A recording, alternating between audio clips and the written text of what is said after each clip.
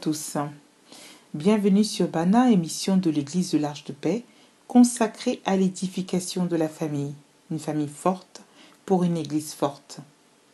Aujourd'hui, nous allons aborder le thème « La saison du célibat ».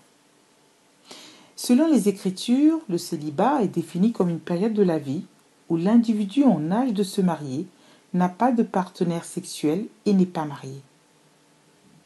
Dans la conscience collective, cette période est souvent perçue comme un moment de solitude où l'on aspire en priorité à rencontrer l'âme sœur. Cependant, cette perception des choses est très réductrice et nous empêche de discerner le plan parfait que Dieu a pour ses enfants. En effet, en dehors du statut matrimonial, le célibat est une saison primordiale dans la vie de l'homme. Et au travers de sa parole, Dieu nous montre comment nous devons appréhender et gérer cette période afin que celle-ci nous soit agréable et bénéfique. C'est pendant son temps de célibat que Dieu s'est révélé au premier homme, Adam, pour lui donner des instructions nécessaires à sa survie et lui faire connaître son identité et sa mission sur terre. Genèse 2, versets 15 à 21 nous dit ceci. L'Éternel Dieu prit l'homme et le plaça dans le jardin d'Éden pour le cultiver et le garder. L'Éternel Dieu donna cet ordre à l'homme. Tu pourras manger de tous les arbres du jardin, mais tu ne mangeras pas de l'arbre de la connaissance du bien et du mal, car le jour où tu en mangeras, tu mourras certainement. L'Éternel Dieu forma de la terre tous les animaux des champs et tous les oiseaux du ciel, et il les fit venir vers l'homme pour voir comment il les appellerait, et afin que tout être vivant porte le nom que lui donnerait l'homme. Et l'homme donna des noms à tout le bétail, aux oiseaux du ciel et à tous les animaux des champs. Mais pour l'homme, il ne trouva point d'aide semblable à lui. À la lecture de ce passage, nous pouvons nous poser la question suivante. Comment peut-on évoluer sans connaître son identité et ce à quoi nous sommes appelés? Quel que soit notre statut matrimonial, nous sommes tous concernés par ce fait. Toutefois, ce temps de célibat est le moment le plus approprié pour te confiner seul avec Dieu afin de lui poser des questions propres à ton existence, ton choix d'études, ton orientation professionnelle, ton projet immobilier ou ton ministère.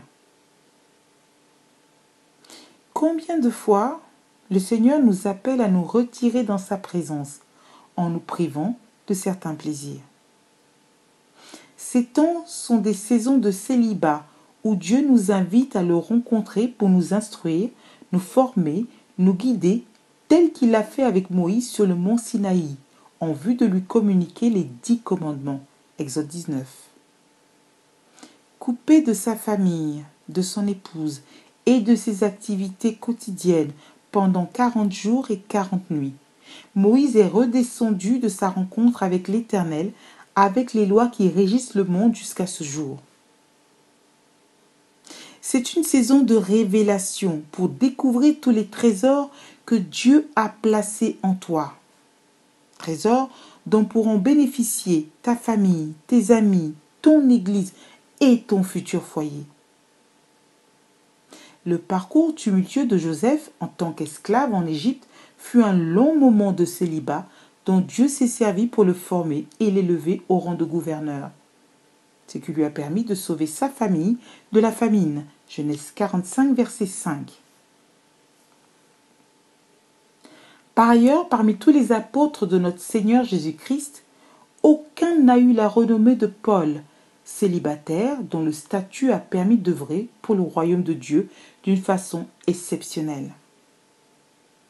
Il a pu effectuer bon nombre de voyages missionnaires durant lesquels il a évangélisé, bâti des églises et aujourd'hui encore ses nombreux écrits nous enseignent.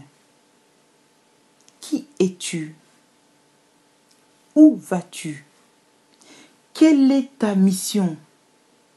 Autant de questions auxquelles beaucoup de personnes ne savent pas répondre, car elles n'ont pas su jouir de leur célibat dans la présence du Seigneur. Focalisés sur l'attente du conjoint, nous passons à côté de notre développement personnel et sommes semblables à des diamants à l'état brut, dont la valeur et l'utilité sont ignorées. C'est vrai que beaucoup aspirent au mariage, et cela est bon, car Dieu dit « Il n'est pas bon que l'homme soit seul ». Genèse 2, verset 18. Il dit encore en bénissant l'homme « Soyez féconds, multipliez et remplissez la terre ». Genèse 1, verset 28. Célibataire, j'aimerais t'encourager pour te dire que même si le temps te paraît long et que parfois tu souffres de solitude, la promesse de Dieu s'accomplira certainement.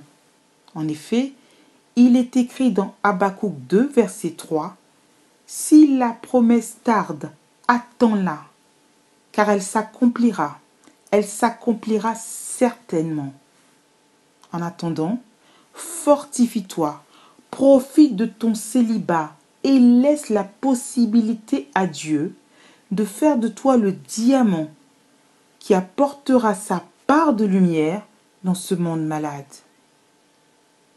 Merci de votre écoute. Que Dieu vous bénisse et à très bientôt sur Bana.